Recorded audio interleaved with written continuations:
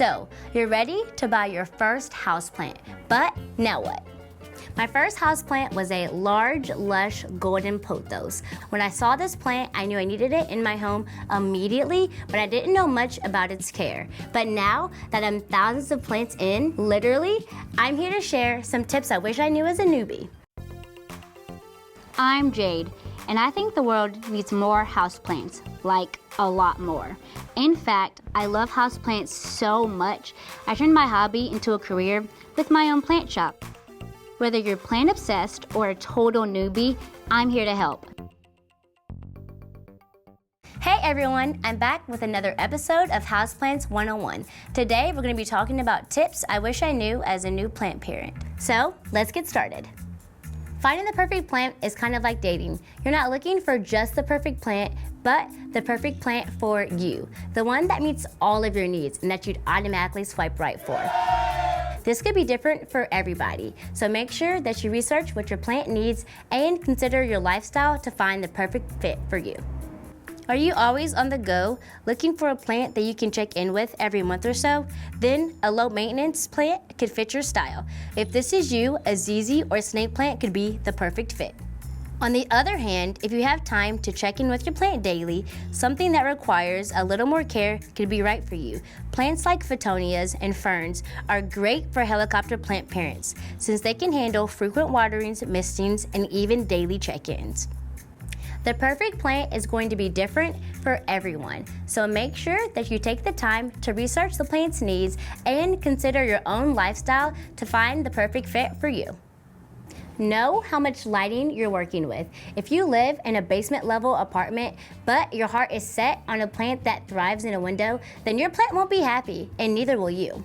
First, figure out what direction your room's light is coming from. To do this, use a compass app and see the orientation of the sun. Rooms with southern or western exposure tend to get the most bright indirect light, while northern or eastern exposure gets more filtered light. If your light reality doesn't match your plant goals, consider using a grow light to give your plant the UV rays it needs. Listen, I get it. Why buy one plant when you could buy 10? Why? Baby steps. You want to take the time to get to know your first few houseplants before purchasing more. Also, you'll figure out that some plants do better in your home than others, and you'll tend to get more of that variety. Overwatering is one of the #1 ways to kill your plant babies.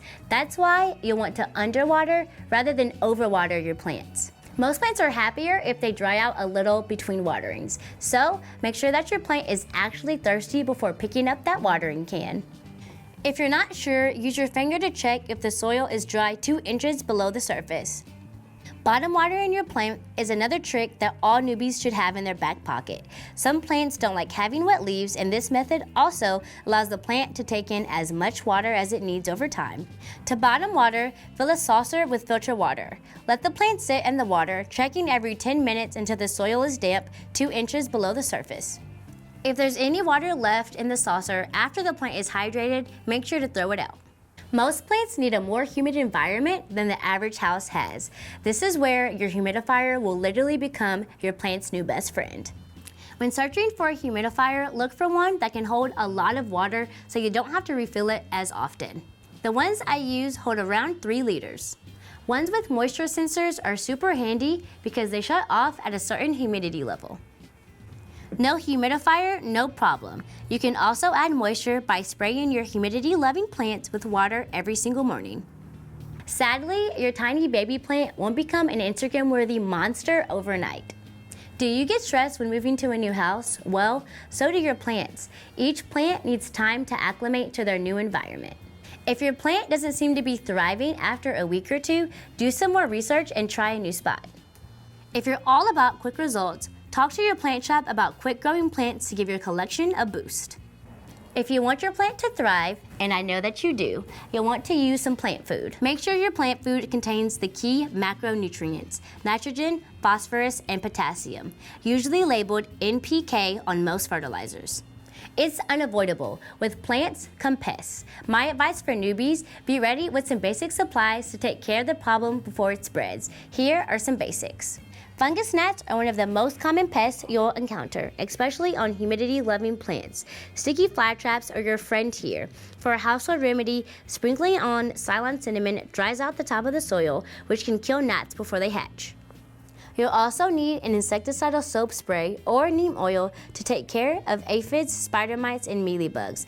I like to create my own using 1 part insecticidal soap, 1 part neem oil, 1 part dish soap, and 1 part hydrogen peroxide. Then dilute that entire mixture with water in a spray bottle. Everyone kills plants from time to time, even plant experts. If you find yourself killing the same type of plant, then you might want to try something else. Ask your local plant shop for help sourcing a plant ideal for your home's conditions and your care needs. Maybe your home's light isn't bright enough for a cacti, but it's perfect for a philodendron. Once you start seeing results from one plant, it's easy to fall into a plant rabbit hole and your collection has gone wild. The next thing you know, you're in an online group bidding for rare plants at all hours of the night. Not that I would know. The good news is, it's not that much harder to care for 50 plants than it is for 5. 500 is kind of a commitment though. New plant parents, I hope these tips help your plants not just survive, but thrive. Plant owners, what advice would you give to these plant newbies? Let me know in the comments below. Don't forget to like this video and subscribe to Handmade for more plant tips. I'll see you guys next time. Bye!